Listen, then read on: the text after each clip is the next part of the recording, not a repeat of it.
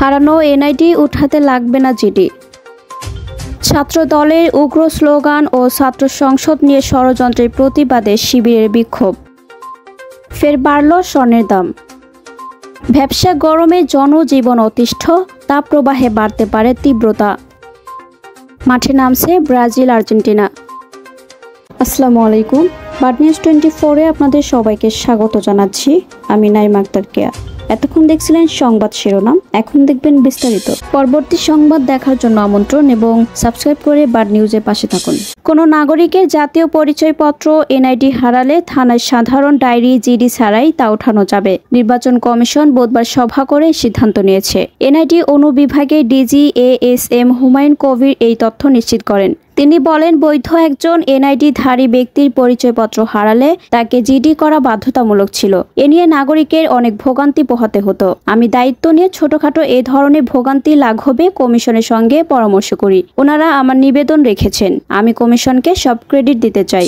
ছাত্র দলের উগ্র ও সন্ত্রাসী স্লোগান এবং ছাত্র সংসদ নির্বাচন বানচালের ষড়যন্ত্রের প্রতিবাদে রাজধানীতে বিক্ষোভ মিছিল ও সমাবেশ করেছে ইসলামী ছাত্র শিবির ঢাকা মহানগর দক্ষিণ। বুধবার বিকালে মতিঝিলে শাপলা চত্বর থেকে মিছিলটি শুরু হয়ে বাইতুল মোকাররম মসজিদের উত্তর গেটে গিয়ে সংক্ষিপ্ত সমাবেশে মিলিত হয়। সমাবেশে প্রধান অতিথির বক্তব্যে ছাত্র শিবিরের কেন্দ্রীয় দপ্তর সম্পাদক সিবগাতুল্লাহ বলেন, অভ্যুত্থান পরবর্তী সময়ে আমরা দেশের কাঙ্ক্ষিত পরিবর্তন প্রত্যাশা করেছিলাম, কিন্তু বাস্তবে তেমন কোনো পরিবর্তন হয়নি। বর্তমানে কেবল ধর্ষণকারীদের দলের পরিবর্তন হয়েছে। ছাত্র সংগঠন হিসেবে ছাত্রদল ধর্ষণের বিরুদ্ধে অবস্থান না নিয়ে বরং এটিকে আরও উৎসাহিত করছে।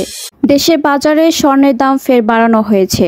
নতুন দর অনুযায়ী সবচেয়ে ভালো মানের বা 22 ক্যারেটের প্রতি ভরি 11.664 গ্রাম স্বর্ণে 3044 টাকা বাড়িয়ে 1,78,832 টাকা নতুন দাম নির্ধারণ করা হয়েছে।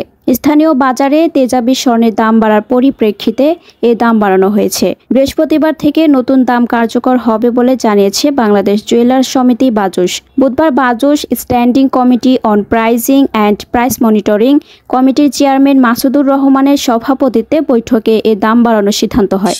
বৃষ্টি কমে গিয়ে বাতাসে জলীয় বাষ্পের বেশি উপস্থিতি কয়েকদিন ধরে দেশজুড়ে ভ্যাপসা গরম অনুভূত হচ্ছে। অব্যাহত ভ্যাপসা গরমে মানুষ অতিষ্ঠ হয়ে উঠেছে। সহজে তা কমারও কোনো লক্ষণ নেই। এ অবস্থা আরও কয়েকদিন অব্যাহত থাকতে পারে। সেই সঙ্গে মৃদু থেকে মাঝারি ধরনের তাপপ্রবাহেরও পূর্বাভাস দিয়েছে আবহাওয়া অধিদপ্তর। বৃহস্পতিবার সকাল 9:30টার দিকে আবহাওয়া অধিদপ্তরের আবহাওয়াবিদ AKM নাজমুল হক বলেন, তাপমাত্রা খুব একটা বেশি না হলেও বৃষ্টি কমে গিয়ে বাতাসে জলীয় বাষ্পের বেশি থাকায় দেশজুড়ে ভ্যাপসা গরম অনুভূত হচ্ছে।